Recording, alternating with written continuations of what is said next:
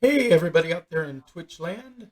We're just, Alright, that looks better. hey, everybody, we're getting ready just to do a sound check real quick. We're not actually quite officially started yet while Lurch is finishing getting absolutely situated. I just wanted to log on and do the sound check because I find when we do this a little bit earlier, everything runs a little bit smoother. So, check one, two, check one, two, check one, two, check one, two, check one, two, check one, two. Check, Say, check, check. Check, say, check, check. There we go. All right, that looks good. Let me do my pop out window real quick and drag that over so we can see it. Stretch it so it's nice and big. And zoom the text. There we go. All right, and so we're just about ready to get started. For those who don't know, we are Game Time with Doc and Lurch. We're here every Tuesday, barring real world complications like internet problems, zombie apocalypse, things like that. Everyday occurrences. Uh, Yeah. but we're here from 8 p.m. to 10 p.m. Central Standard Time, and we cover anything and everything happening in the nerdosphere, especially if as it pertains to us here in the Ozarks. Um, we got together originally through Eclectic Endeavors, the people that put on the Gaming Arts Media Entertainment Expo and the Picnic at the End of the Universe, among other various nerdy activities here in the Ozarks, like the game night at Old Fest Brewing Company, which is the third Wednesday of every month, which is hosted by Greg Pullman, another who used to be one of our hosts here until the beginning of the year when his schedule got so busy. But he still does game time on the third Wednesday of every month over there at Holdfast Brewing Company, and occasionally does another outing at one of the other microbrew areas that supports gaming. And occasionally we'll tell you some other activities that are going on around Springfield and in the area. Lurch here is our co-chair for the 12th year of game, as well as being the director of electronic game, which he's pretty much been since the beginning of the convention. And I am the director of panels as well as cross promotions. And Greg Pullman, who we mentioned, is director of tabletop gaming. Chris Stewart is the other co-chair and one of the owners of 1984, the video game arcade in the middle of Springfield, and you can go there and enjoy old cabinet video games, another classic nerdy pastime. Our 12th year and final year of game will be this October, 14th, 15th, and 16th, but for only $10 you get in for the entire weekend. We are really excited to offer it at such a low price because basically we're just looking at breaking even as close as possible. Any extra funds will, of course, go to local charities, hopefully as nerdy based demographic as possible. We're still looking into the actual specifics there, but that's any excess that we do have. And we cover anything and everything that's going on around town and around the nerdosphere. We typically cover a heavy portion of media content, especially from like the CW and Marvel Plus, Disney Plus through Marvel. However, this week's kind of light on that fare. We did cover Thor: Love and Thunder last week, but that was our spoiler-free coverage because the first week was out. This is the second week, so when we go into our media section, we will be in full spoiler alert as we will do our spoiler coverage of Thor: Love and Thunder. And I think we've been kind of chopping at the bit to talk about the more spoilery parts of the movie. We will also cover the final episode this time around of Miss Marvel and the big reveal that happened at the end of the show, but we'll get to that later. And again, that'll be in spoiler territory. The Boys has ended. Obi-Wan is ended. Umbrella Academy's in. I mean, we've ended a bunch of great series just recently, so we're in a little bit of a dead zone until the next offerings come out. But we'll be talking about that a little bit too. We're going to go ahead and jump right Yeah. into Lurch's first topic now, as we usually start with Lurch. And he had something, and I'm not quite sure what this one's about. It has something to do with strays, though. Stray review, 9 lives. Okay, Yeah. can you tell me what we mean by this? Okay. So Stray is a new video game that just came out today, where you play as a cat in a cyberpunk style world. Um, that is getting some strong reviews. The link I sent you was a review from GameSpot where they gave it, I believe they gave it a 9 out of 10, calling it a superb game. It's a game that I've had my eye on for a while because I thought the very first time I saw footage for this, I thought it looked it looked pretty great. Not just because I like cats, but because it does legit look like a pretty fun game. Looks like it's got some like stealth elements and stuff. I haven't had the opportunity to play it. It came out today, um, and I've been I didn't have time between its coming out and doing this podcast. But before we get together next week, I'll definitely be playing it. One of the things that's kind of amusing is it has a dedicated meow button. Yeah, and there's a trophy for meowing 100 times throughout.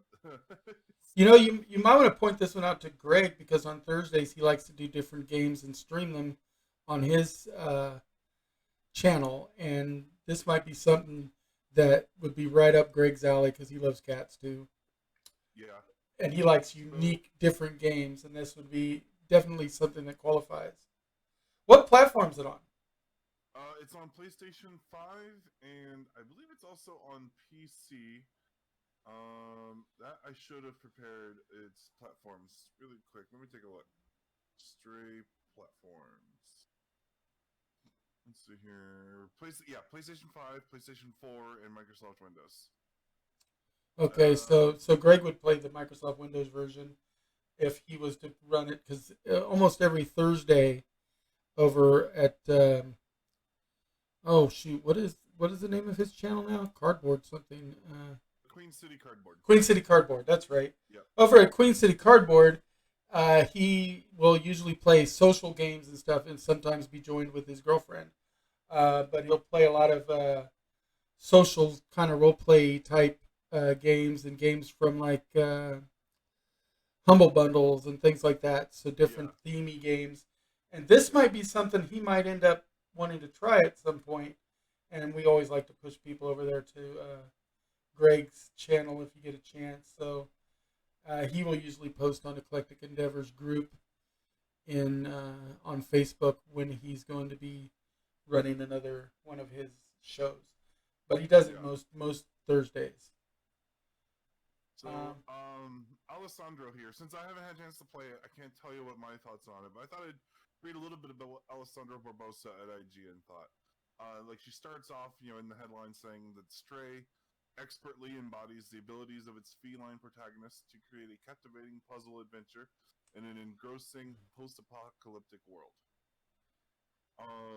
And she she goes on to say it's rare for a game to offer a wholly new perspective for how we can experience a familiar setting, and rare still for one to so confidently have all of its mechanics designed around it. Stray, an adventure puzzle game where you play as a cat, manages not only to light in its presentation, but also in the many ways it eschews common puzzle mechanics to focus on the abilities and limitations of its protagonist. It's consistently satisfying adventure with a charming story about companionship that rarely misses a beat across its well-paced runtime. They said it was like I said, it was a 9 out of 10, and they have like a breakdown for the goods and the bad. For the goods, I said it's got a wide range of satisfying puzzles that adhere expertly to the abilities offered by the game's feline protagonist. Platforming has a great sense of flow and momentum, accentuated by great animation work. Gorgeous, richly detailed hubs that have a lot to find in them. delicate tale of friendship with some charming writing, and then for the bad, nothing. It was just a bullet point with no text. Great visuals. Look at this. Yeah. I've seen a few people. There's a Twitter user who was a Tamar Hussein, who works at GameSpot as well. He posted a video of his cat sitting there watching the screen as he's playing it, and the cat's like trying to talk. His cat's like meowing at the cats on the TV and trying to communicate with them. And he's like, "This is all the review that you need about this game." Whatever his cat's name is, So he gives 2 paws straight up. yeah. My cat gives it 2 paws straight up. For this guy. So yeah, the game seems quite adorable.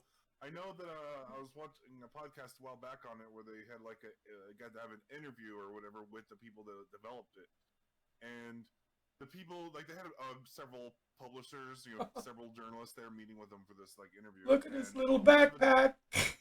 Yeah, he's got a cute little backpack on. And so there was a lot of people that were hoping to like trip up the developers by asking a lot of cat-based questions, and they had an answer for like every question that they had. Like, so I really love how much they thought out this whole cat. They know their felines. Yeah. They know their felines. They didn't just like improvise it. They went and did the research. Yeah. That's cool. I actually knew about the meow button from that a while ago, because they asked, "Is there a way to manually meow or meow on command?" And like, "Oh yeah, there's a button dedicated just to meow." There's a comedian that was on America's Got Talent that was talking about cats, I think it was, and it was like they said, cats were the first animal to domesticate us humans, because we domesticated dogs ourselves, but cats decided to come in and went meow. They made up that sound just for us. They don't do that in the wild. They're like meow, and then we take care of them, and so it's great. They domesticated us quite well. Yeah. Yeah, dogs are man's best friend, and man's a cat's best friend, I guess. Man's cat's best servant. So, this is a game that I'm personally really interested in. It's adorable. Oh, here's the picture of the cat watching the game. Oh, yeah. And it's trying to touch it. Yeah. I love it. It's adorable. Oh. Hey, wait, no, where are you going, kitty? There's another kitty. Where's the kitties? I want to join the kitties. I want to run with the kitties. That's adorable. I love that. Yeah, I might have to be ready with my camera to see what our cat does whenever I play. Right? If I was to play that, I might have to bring Vriska in too, put him on my lap and see how he reacts to my computer. Yeah. Oh, you could get some great shots. That there, I mean, they could put that on as the commercial, just that scene right there, and I bet you they'd sell a ton of copies. Yeah. I mean, or get a bunch of players. Do you know what it's going to cost? I forget what its price was. Partly because it's also included in the, I think, PlayStation Plus Extra. So if you have the extra level of PlayStation Plus, you just get to play it at no extra cost. This would be a great one to push the extra level. Yeah. Especially for families.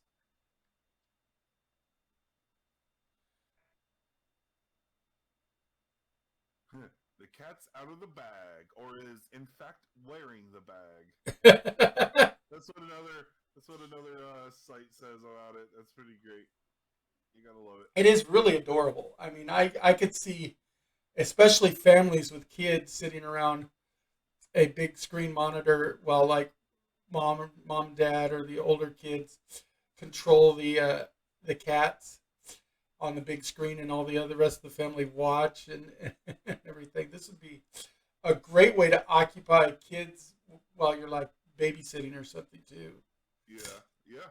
Yeah, it would be totally adorable. And then you bring in the house cat and watch the cat's antics, watch the kids' antics, and watch the antics on the screen.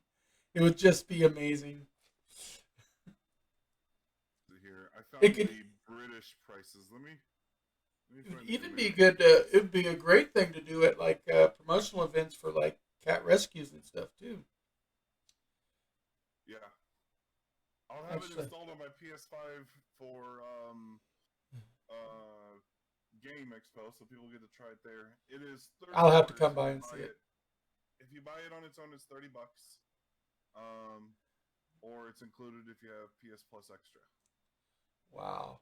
Yeah, makes me wish I had my PlayStation hooked up because I'd run and play it like right after the show. Yeah, But it works on works on PS4 and PS5. So, like, I'm gonna be bringing PS4s and PS5s to the event, so I might have it installed on both I might have to consoles. swing by for a little bit and just see how it plays live at game this year. Yeah, All right, that's probably one of the most adorable games we've seen, and we love cat themes. I don't know if for people who've watched us a lot, we love our cats around here. We've talked about role playing game rules for when your cats act, and we've got this, and we've got anything cat related. I think we jump on. We're very much cat people around here. yeah, Um, definitely. I even run a group on Facebook, although it's not super active, called my furry sidekicks, which is Okay. all about One of pets of gamers. one of my favorite Twitter groups that I follow. I think it's Twitter. It might be on Facebook, but I think it's Twitter. And it's like cats are little weirdos or something like that. Cats being little weirdos, and it's just like the whole well, page is just people putting up well, videos and and pictures of. you know, one of the things they used to say when the internet was still kind of growing, it was driven by cat videos. Yep. Because they used to, when videos became the thing, when before TikTok became huge and Yeah. stuff, the first real major viral videos were cat videos. Yeah. I think the two biggest things that got the internet to kind of explode in the early days was cat videos and photos and porn. Yep, that's what I was going to say too. Oh, and games. Those three things are the things that drive the internet: gaming, I I porn, I and think cats. gaming absolutely pushed it a lot, but I think gaming came a little bit later. Well, some because remember we had Muds, Mushes, Moos, text-based games that were done over the internet even Yeah, beforehand in the nerd culture. It's just didn't go as mainstream until things like WoW came out. yeah, that's what I'm getting at. Is Yeah, it wasn't mainstream until exploded like the WoW, other two subjects. because WoW was the one that was the most appealing to just non-hardcore nerds. Hardcore nerds, Yeah, we got in at things like Ultima Online and EverQuest and Muds and Mushes, but once WoW came out, even non-hardcores started to play MMOs, and it just yeah. totally exploded. But anyway, that's great. I love this game. I think it's adorable. I almost want to go out and spend $30 right now on it. Yeah, I'm I'm not looking going forward to it, to, and I'm but so glad it's rating well. It's people are reviewing it well because I'm probably it not is. going to. I'm going to wait till I can sit and play it because I got to see if I'm ever going to even take enough time to make it worth the $30 on it. But Yeah. it does look adorable. If I got it, I would probably end up streaming it to show it off. And I Looks think like it's that about it would a work for my 6 hour. channel. Looks like it's about a 6 hour game. I would probably stream the whole thing, and I bet you I would actually get some views for that too because it's just so adorable. Yeah. Uh, okay, great. Well, it goes without saying we both recommend the game, even though we've not even played it yet.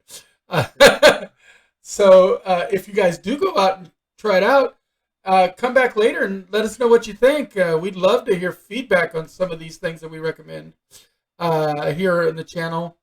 Either give us feedback in the chat if you come in and watch us live, or later on when you come back and watch the rebroadcast over on YouTube and the Gamer Seuss channel. Leave a comment, and I'd love to come and get some comments to read back on the show later on because we'd like to see what you guys are thinking, what we could do to do better, where you'd like us to see us to go with the channel. Anyway, we're going to go on to our next topic, but that was adorable. That's a great way to start a show. Right? Okay.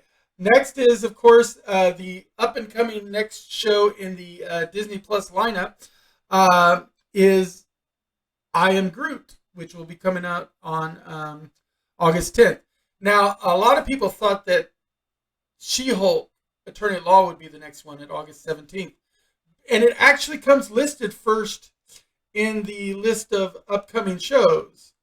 Because She-Hulk Attorney at Law gets listed way up here, and it's the last one up here that even has a release date at August 17th. Yeah. But if you scroll down further in the list of upcoming shows for Disney Plus, you get to I Am Groot, and it actually has August 10th, 7 days earlier, so a whole week earlier.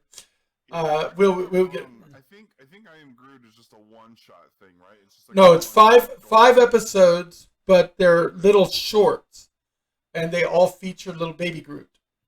Okay. It says after falling in love hard with Baby Groot in Guardians of the Galaxy Volume 2, fans are getting even more of him in a new animated series. I Am Groot is set to be a series of shorts that follow Baby Groot's glory days growing up and getting into trouble among the stars. I Am Groot will be written and directed by Kirsten Lepore and executive produced by Kevin Feige, Luis D'Esposito, Victoria Alonso, Brad Winderbaum, and James Gunn. And, of course, it will be voiced by Vin Diesel. So, I'm looking forward to it. I mean, it's going to be a bunch of little shorts. It's not going to be as engrossing as some of the Marvel stuff we're waiting for. But I am really looking forward to it. The other thing I wanted to talk about in this article, of course, is She-Hulk Attorney at Law, because it is confirmed that we are going to get 10 episodes of She-Hulk. 10 episodes of She-Hulk? Okay. Yes, 10 episodes of She-Hulk. She-Hulk Attorney at Law, August 17th. Number of episodes, 10. Nice. And, of course, they're still teasing we're going to get some Vincent D'Onofrio Kingpin. We're going to get some Charlie Cox may or may not suit up, but we should get Charlie Cox at least as Matt Murdock. We may have to wait until Echo to see him suit up, but still, I mean, I just rewatched No Way Home because I wanted to see Charlie Cox in the Marvel Cinematic Universe again. In fact, I just rewatched the whole trilogy. So that's the thing. So She-Hulk is just going to be an amazing show. We've got so many things coming out. Of course, Miss Marvel just ended. In addition to that, we've got Secret Invasion. It's, of course, a lot of TBDs or TBAs on here to be announced or to be determined. But this is 2022 is Secret Invasion still. And that's going to be 6 episodes. Agatha Harkness is to be determined. They just recently, I think, dropped that that'll be next year. So that'll be 2023.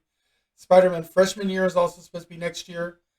And they did recently say that one thing is, even though this is supposed to be Tom Holland's Spider-Man kind of origin story, since they didn't do that in the movies, they're going to do it more in the comic books kind of thing, because they didn't want to rehash the origin story over and over and over again. They'd rather do it in like this animated show.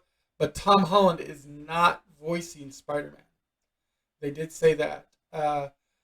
So there's people with mixed feelings. Do they want an actor to try to impersonate and do an impression of Tom Holland's voice, or just go ahead and use a different voice? Because it was a different actor that did it in What If, but that was also supposed to be an alternative universe Spider-Man, because that's the whole point of What If.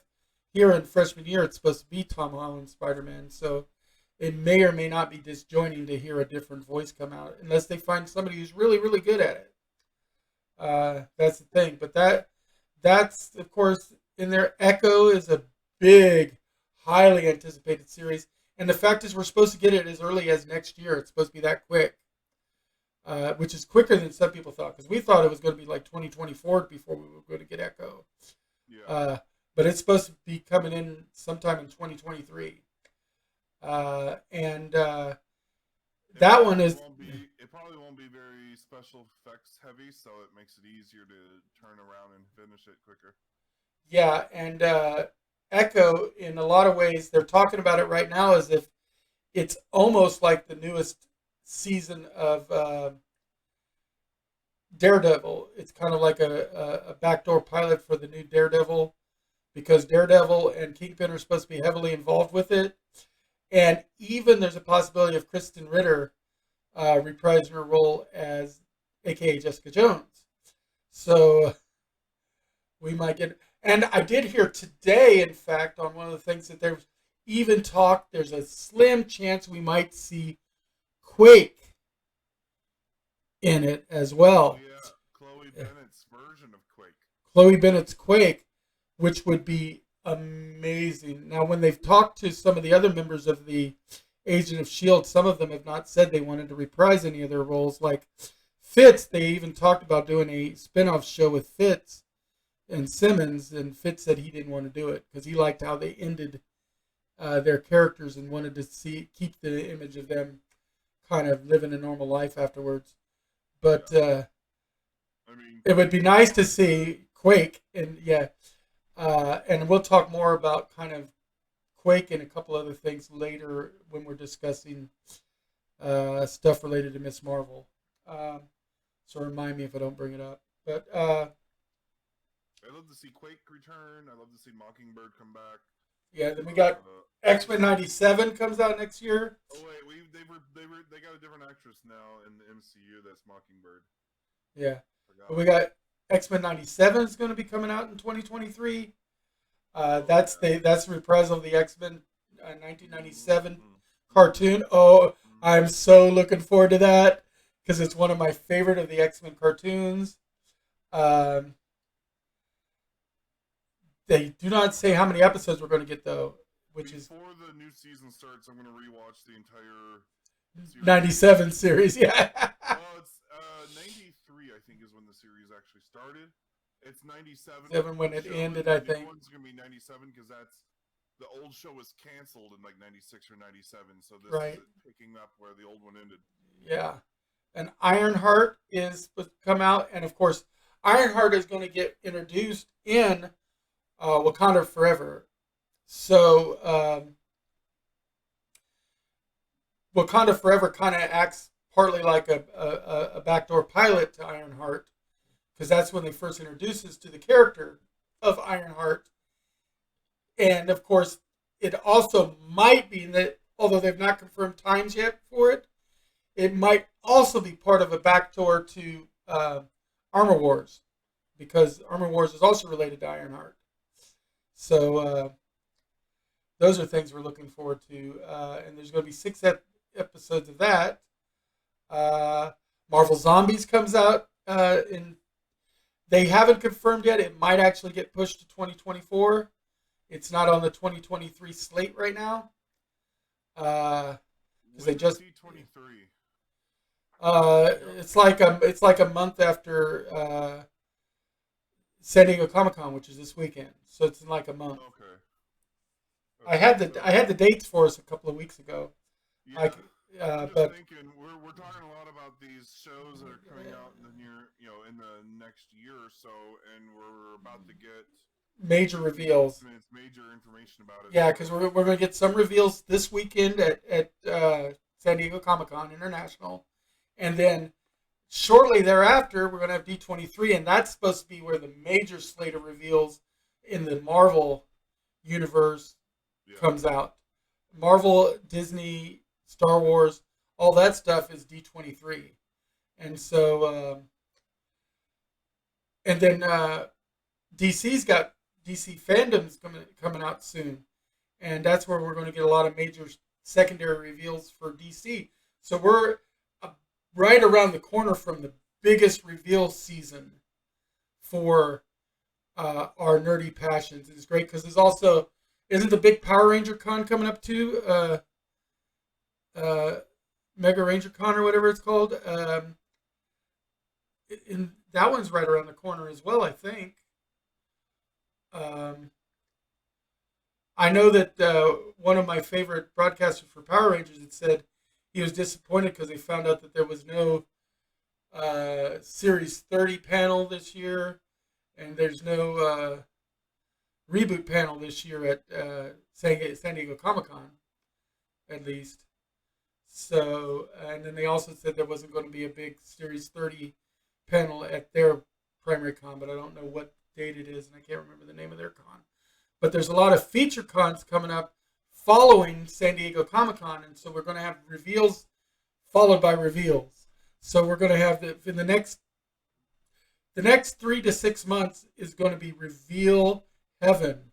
We're going to be sitting at the edges of our seats, and every week I think me and Lurch are going to be busy updating you guys on what we feel about these different reveals that have come up. But we're just looking so forward to it and excited. This is our Christmas. We want this. This is our big reveal day. These are the things we like. Lurch has already done several of the video game reveals throughout the year, and he likes to keep you guys up to date with like the monthly drops of new video game stuff.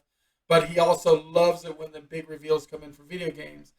But we're also huge comic book nerds, and we're going to tell you as they tell us new stuff for our comic book stuff. There's also an Untitled Wakanda series that's in the works. Loki Season 2. It's actually Loki Season 2 is supposed to come by the end of this year. On the last thing I saw. We might not have to even wait till next year. I don't know anything about when it's coming out, I don't think, but I know it's supposedly... And then we got What If Season 2. It's currently filming or already filmed. I forget which. I think they said it's in post-production right now. And it's supposed to include a lot of extra Kang goodness. Or badness. 7 days ago, set photos came out for Season 2. Right. So, yeah, I think... I heard it was supposed to be by the end of the year, like November, December. But they haven't actually announced yet. But maybe that'll be one of the things. Now, as I said last week, the big Hall H presentation for Marvel is only going to be an hour long, which previously they've had 2 hours. So they're going to have to squeeze quite a bit into that if they do more than just cursory. Because I did hear there's still supposed to be at least a few preview drops. And previews run, a minute and a half to like 5 minutes long usually, these preview reels. And if they only get an hour and they're going to do any talking points in between, and they're going to do what they said previously, which kind of is anticipated majorly focusing on Wakanda Forever, that's going to be kind of... Here's something interesting. Apparently the Loki screenwriter is also the Multiverse of Madness screenwriter. Yeah, I'd heard that. And that's fantastic. Yep. Okay, let's see. And let's go on to your next one, which I believe is Escape 4. Yes. Skate 4. Yep. Or I guess as they're going to call it, Skate. Because they're scared of the number 4 or something. I don't know. Yeah, so the new Skate game, they just announced that it's going to be free to play, have cross-play and cross-progression. Cross-play, cross-progression, those two factors, freaking great. Everything needs to do that. The thing that worries me is it being free to play, because it's an EA game, and EA already has a bad reputation of loot boxing you to death. Monetizing you, yeah. Yeah, monetizing through loot boxes. Then EA then they made a statement saying that there won't be there won't be a way to use, or I can't remember the exact terminology. They basically said that they won't be selling loot boxes with real money. Trying to monetize that way. But then some data miners have already gotten into the pre-alpha content, or the content that's already been made available with testing and whatnot. And they have found information in the code that is literally a loot box system. I think they called them swag bags or something. This is no pay to win, no map area locked behind paywalls, no paid loot boxes, and no paid gameplay advantages, is what they're claiming, but you're saying the data miners are finding evidence that they may not intend that at release, but it's somewhere in the code. So Yeah. Yeah. Now the information they found could definitely be like all cosmetic stuff, like because that's what a lot of games are going for. Well, yeah, like that Fractured game that I play, it's not pay to win or it's buy once and then play forever kind of game, but they have there's a VIP version that you can play that just helps a little bit, and then there's cosmetics. Cosmetics is the only thing that you can really pay for, like skins and stuff, decorations, but none of that is pay to win. The closest to pay to win is if you get a VIP membership, which allows you to get slightly faster knowledge point accumulation and a couple of other small perks like a title and some cosmetics and things. So I'm a little worried about it from the data mining. It does look like they're gonna have paid loot boxes from the sounds of it. They just aren't calling it. However, it looks like they may be getting around it by saying that you pay for the loot boxes with a in-game currency.